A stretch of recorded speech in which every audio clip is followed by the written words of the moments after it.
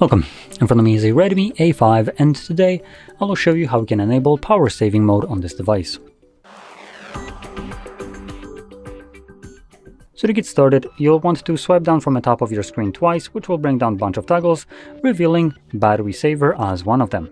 When you see it, you can just simply tap on it and select turn on, and this will enable dark mode and do a couple additional things in the background to preserve battery life. Now, once you're done using it and you want to just turn it off so your device works normally, as one of the changes usually is associated with the Wi-Fi and mobile network being suspended when you're not using the device. Obviously, once you're done needing it, you probably will want to turn it off by just tapping on a toggle once again. So anyway, with that being said, hopefully you found this very helpful, and if you did, don't forget to hit like, subscribe, and thanks for watching.